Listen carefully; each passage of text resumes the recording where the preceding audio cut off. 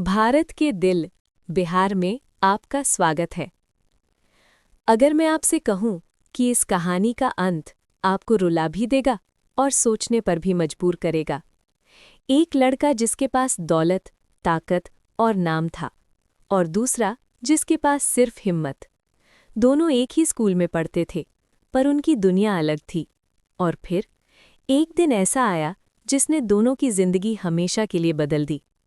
ये कहानी सिर्फ गरीब और अमीर की नहीं, ये कहानी है सोच की। राजू एक छोटे से गांव की झोपड़ी में रहता था।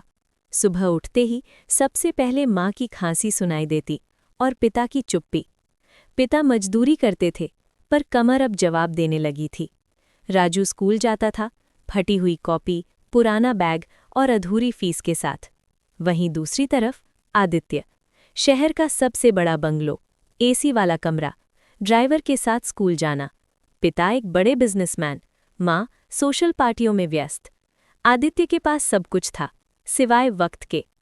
स्कूल में दोनों एक ही क्लास में थे।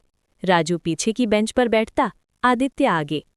टीचर सवाल पूछते, राजू जवाब जानता था पर हाथ उठाने से डरता था। आदित्य जवाब देता, पर अक्सर गलत। एक दिन टीचर ने कहा कि आज जो बच्चा सही जवाब देगा उसे पूरे स्कूल के सामने सम्मान मिलेगा। सवाल था, सफलता क्या है? सब चुप।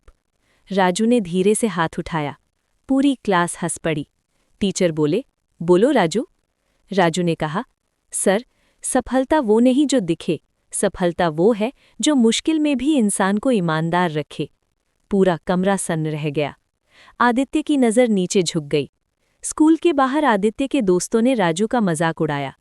अरे झोपड़ी वाले, तू हमें सफलता सिखाएगा? राजू चुप रहा। आदित्य ने सबको रोका, पर कुछ नहीं बोला।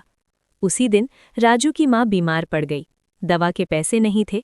राजू ने स्कूल छोड़कर शाम को चाय की दुकान पर काम शुरू कर दिया। वहीं आदित्य को नया मोबाइल मिला। साल बीतते गए। राजू ने रात में पढ़ाई जारी रखी। थका हुआ शरीर, पर जागता हुआ सपना। आदित्य पढ़ाई से दूर होता गया। सब कुछ आसान था, इसलिए कीमत समझ नहीं आई। फिर एक दिन आदित्य के पिता का बिजनेस भारी घाटे में चला गया। घर बिक गया, गाड़ियां चली गईं, दोस्त भी चले गए। आदित्य पहली बार खाली हाथ खड़ा था। कुछ साल बाद एक बड़ी कंपनी में इंटरव्यू था। आदित्य वहां साधारण कपड़ों में पहुंचा और सामने देखा राजू, सूट पहने, कॉन्फिडेंस के साथ। वही राजू जो कभी पीछे की बेंच पर बैठता था। आदित्य की आंखें भर आईं।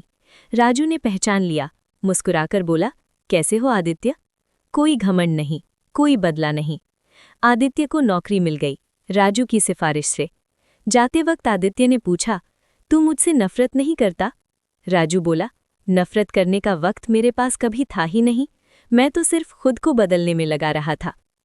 इस कहानी से एक ही सीख है, गरीबी जेब में हो तो चल जाती है, लेकिन अगर गरीबी सोच में आ जाए तो जिंदगी रुक जाती है। अगर कहानी ने दिल छुआ हो तो चैनल को सब्सक्राइब करो और कमेंट में लिखो, मैं हार नहीं मानूंगा।